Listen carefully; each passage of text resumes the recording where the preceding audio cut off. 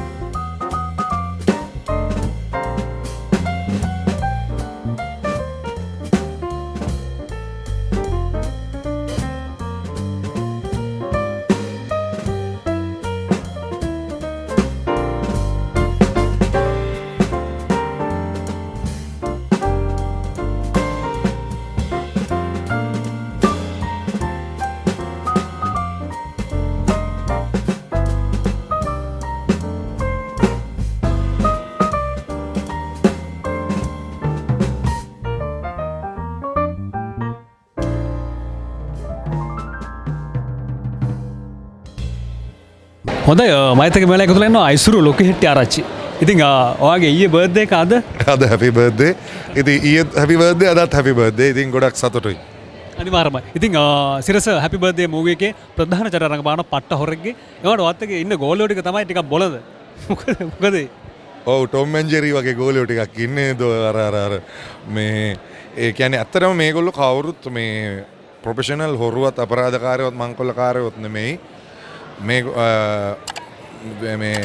වික්ටත් මීට කලින් එයාගේ හාම් පුතා ළඟ සේවය කරලා ඔහුව වික්ට වික්ටර්ව පාවිච්චි කරලා තියෙන්නේ අපි ගෙදර බල්ලෙක් හදන්නේ ඇයි? එන මිනිස්සයන් අපිට හපන්න මිනිස්සයන්ට බුරන්න බැරි හින්දානේ අපි බල්ලෙක්ව හදන්නේ. ඒ කාර්යයට තමයි වික්ටර්ව පාවිච්චි කරන්නේ යාගේ හාම් පුතා. ඉතින් අන්තිමට හදපු බල්ලා එයාව හපා ගන්න ලෑස්ති වෙනවා. මොකද අපිට නරක වැඩ කරොත් අපේ ප්‍රතිඵලය නරක වෙනවා.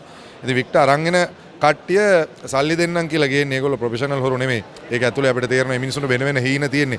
ඒ හීන හැබෑ කරගන්න මේ සිස්ටම් එක ඇතුලේ තියෙන අපහසුතාවයින්ද ඒ වලට සිද්ධ වෙනවා අනුන් ළඟ තියෙන සල්ලි ටික හොරකම් කරගන්න. ඉතින් ඒ අර I think විශේෂයෙන්ම මතක් කරන්න ඕන අපි ශ්‍රී ලාංකීය ජාතිය අම්මට ගොඩක් ආදරය කරන අම්මට ගොඩක් ගරු කරන ජාතියක්.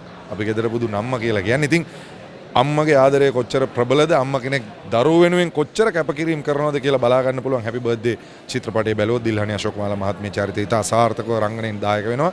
ඉතින් අරුණ ජයවර්ධන මහත්මයා කියන්නේ සම්මානනීය අධ්‍යක්ෂකවරු ජාත්‍යන්තර සම්මාන පවා ලැබපු. ඉතින් ඕකේ මේ අලුත්ම සිනමා නිර්මාණය බලන්න එන්න කියලා ඔබට ආරාධනා කරනවා. එක තප්පරයක්වත් ඔබට මේ චිත්‍රපටය ගිලිහෙන්න දෙන්නේ නැති ත්‍රිලර් ගණයේ චිත්‍රපටයක් පවුලේ සැමට ඒකට නරඹන්න පුළුවන්. ඉතින් එන්න ඇවිල්ලා හැපි බර්ත්ඩේ රස විඳින්න.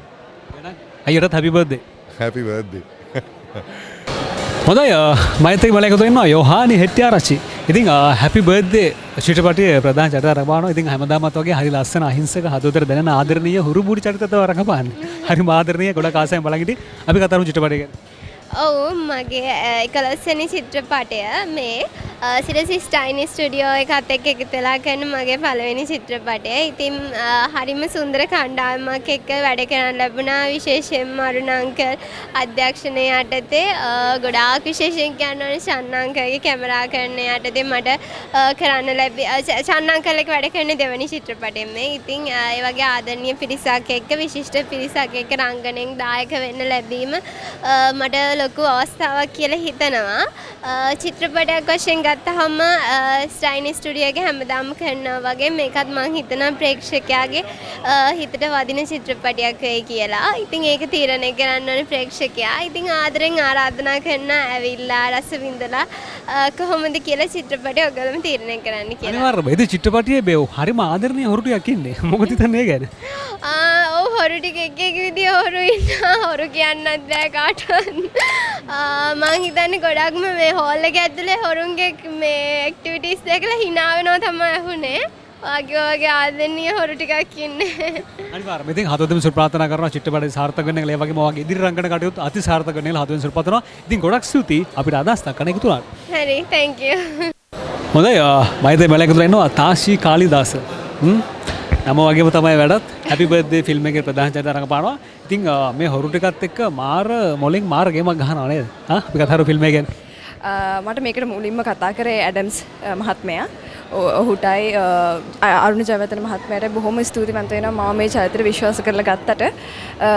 මං හිතනවා මම මේ චරිතයට සාධාරණයක් ඉටු කරා කියලා. ඇත්තටම ගොඩක් මම පින් කරලා තිනවා මේ විදිහට මාව ස්ක්‍රීන් එකේ දකින්න ගොඩාක් ආඩම්බරයි. ඇවිල්ලා බලන්න මේක සුන්දර චිත්‍රපටයක්. මම උගලන්ට කියනවට වඩා මගේ ආදරණීය ප්‍රේක්ෂකයන්ගෙන් මං ඉල්ලා සිටින්නේ මේක ඇවිල්ලා බලන්න කියලා. අනිවාර්යයෙන්ම. ඉතින් යෝහානියලත් එක්ක දිල්හානි අකලත් එක්ක එකතුලා වැඩ කරද්දී කොහොමද තියෙන්නේ මතකයන් කොහොමද අමතක කරන්න බැරි සිදුවීම් නැද්ද ෆිල්ම් එක පුරාවට රඟපාද්දී? හොඳ එක්ස්පීරියන්ස් එකක්. මොකද ෆයිට්ස් ගොඩාක් තිබුණා එකේ. ඇත්තටම මාෂල් ආර්ට්ස් මම කලින් කිසිම දෙයක් පුරුදු කරා එදා ඒ දවසේ ඇතුළත තමයි ඒක පුරුදු කරේ. මම හිතනවා මම ඒකට හොඳ විදිහක් කරා කියලා. මට ඒක කවදාවත් අමතක වෙන්නේ නැහැ. ඒ ෆයිට්ස් ඒව පුරුදු කරපු හැටි ඒ වගේම ඒ ප්‍රවීණ නන්ලිලියොත් එක්ක වැඩ කරන්න ලැබීම ගැන බොහොම සතුටුයි. ඇත්තටම ෆිල්ම් එක පුරාවටම අති සාර්ථක රංගනයක් අපි දෙන්නුටුවා. ඉතින් හදවතින් සුබ පතනවා ෆිල්ම් එක අති සාර්ථක වෙන්න කියලා. ඒ වගේම ඔයගේ ඉදිරි රංගන කටයුතු අති සාර්ථක වෙන්න හදවතින් සුබ පතනවා. Thank you so much. බොහොම මිනිස්සු අපිට අදහස් අකන එකතු වුණා. Thank you. හොඳයි මෛත්‍රී මෙලා එකතුලා ඉන්නවා ආයිෂ්. වොයිස් එකෙන් පස්සේ හැපි බර්ත්ඩේ ෆිල්ම් එකට මෑගේ පළවෙනි සින්දුව තමයි මේ ගායනා කරන්නේ නේද? එහෙම නේද? ඉතින් අපි කතා කරමු ඔයගේ ෆීල් එක කතා කරමු ෆිල්ම් එක ගැන මොන වගේද කියලා. ඇත්තටම මට හරිම සතුටුයි මගේ වොයිස් වේදිකාවෙන් පස්සේ මම කරන පළවෙනි වැඩේ තමයි මේ චිත්‍රපටයේ ගීතය ගායනා කරන එක. ඉතින් මට ලොකු සතුටක් තියෙනවා මේ වගේ දැවන්ත ලස්සන චිත්‍රපටයක මගේ ගීතයක් මගේ කටහඬින් ගීතයක් ගායනා කරන්න ලැබුණ එක ගැන. ඉතින් මේක ලස්සන ෆිල්ම් එකක්. මං කියනවා ඔයාලට ඇවිල්ලා රස විඳින්න බලන්න බලලා අපිටත් කියන්න. අනිවාර්යයෙන්ම. ඉතින් ෆිල්ම් එකට වඩා අයිෂ් කියන්නේ ගායිකාවන්නේ. ඉතින් ෆිල්ම් එකේ තියෙන එකම එක සින්දුවයි. අපිට ඔයාගේ ගීතේ පොඩි කොටසක් ගායනා කරලා පෙන්නන්න පුළුවන් මේ වෙලාවේ. හරි? රයිට්. මං කියන්නද රහසක් මේ අහස ලස්සන ගීයක් එකම පෙටුවක පාට පාටින් මං ලියූ පෙන්ගීයක් මගේ විතරමයි අහසත් මගේ විතරමයි අහසත් හොඳයි ගොඩක් ලස්සනයි. ඉතින් ඔයාලට හැපි බර්ත්ඩේ. හැපි බර්ත්ඩේ ඔයාලා හැමෝටම. හැපි බර්ත්ඩේ අනිවාර්යෙන් මානින්න සිරස ටීවී වැඩක්. ඉතින් සිරස වැඩක් කරොත් අංක 1. ඉතින් සුපිරි මූව් එකක්. ඉතින් ආදරණීයව මතක් කරොත් ඒක ලස්සන ෆිල්ම් එකක්. ඉතින් මම ඔක්කොටම ආරාධනා කරනවා හැපි බර්ත්ඩේ. හැපි බර්ත්ඩේ. හරි. බොහොම සුදු අපිට අදහසක් එකතු වුණාට. thank you so much. හොඳයි මම හිතේ මෙලා එකතු වෙලා ඉන්නවා බුවා. මම මාර බුවෙක් තමයි මේ විදියට. මම ඇවිල්ලා හරි බොළඳ හොරෙක් නේ. ඉතින් හැපි බර්ත්ඩේ මූවි එකේ මම හොරෙක්ගේ චරිතය අරන් ගමන්. ඉතින් හොරෙක් කියලා කියන්න බෑ බැලු බැලමුට නිකන් නේද? හරි බොළඳ හොරෙක්. ඉතින් මෝඩ හොරෙක්. අපි කතා කරමු ෆිල්ම් එක ගැන. hello මම ප්‍රසන්න දකුම්පිටිය. happy birthday to you සියලු දෙනාට. අද අපි ඇවිල්ලා ඉන්නේ happy birthday මංගල දර්ශනයට.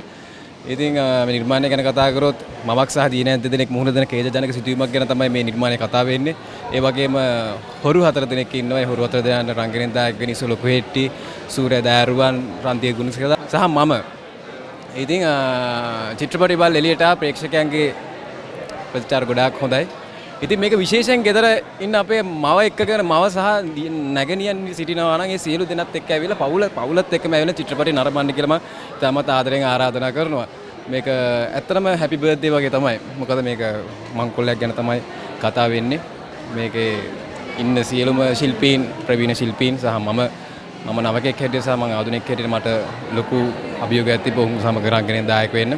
ඉතින් ගොඩාක් සතුටුයි. ඉතින් අද වගේ දවසක් හොඳ ප්‍රතිචාර තියෙනවා.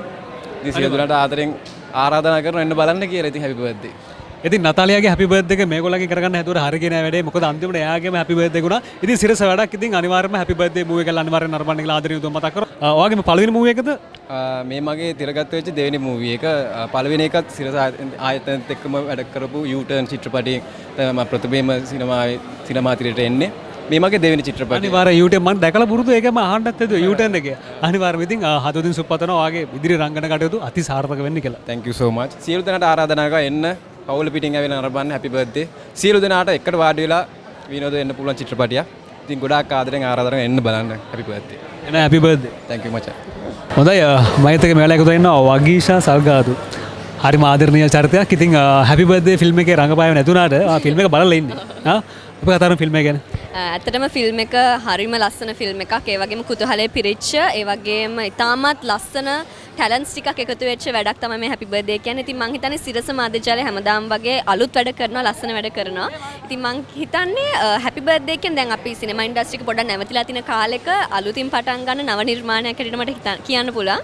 ඉතින් හරිම සතුටුයි මගේ කලාකාරයෝ ටික ගැන, සහෝදර සහෝදරියන් ගැන. ඉතින් හරිම සතුටුයි. ඒ වගේම මං ආඩම්බර වෙනවා මේ ගමන තව ඉස්සරහට ලස්සනට යන්න පුළුවන් වෙන්න කියලා. අනිවාර්යයෙන්ම. ඉතින් අපේ යෝහානි හෙට්ටාරච්චිගේ රඟපෑම ගැන මොකද හිතන්නේ? මගේ පුංචි කෙල්ල ගැන මට ඇත්තටම හරි සතුටුයි. යා මගේ දෙවෙනි නංගි වගේ, ටාෂි මගේ පළවෙනි නංගි, යා දෙවෙනි නංගි. ඉතින් මේ දෙන්නා මට හරි වටිනවා. ඉතින් යොහානි ගැන මට කොහොමත් කතා කරන්න දෙයක් නැහැ. චූටි කාලේ ඉඳන් එයා රඟපානවා අපි දකිනවා.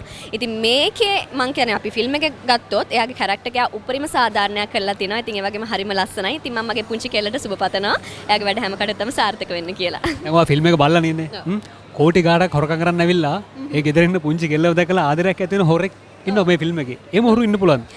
මං හිතන්නේ ඉන්න පුළුවන්. මොකද ආදරය කියන එක මං හිතන්නේ ඒක අර හොරාද නැද්ද කියන එක මත ඩිපෙන්ඩ් වෙනවා. කියන්නේ ආදරයක් කියන එක අපි ඕන කෙනෙක්ට ඕන වෙලාවක ඇති වෙන්න පුළුවන් දෙයක්. ඉතින් මං හිතන්නේ කතාව ඇතුළත ඒක පෙන්නවා.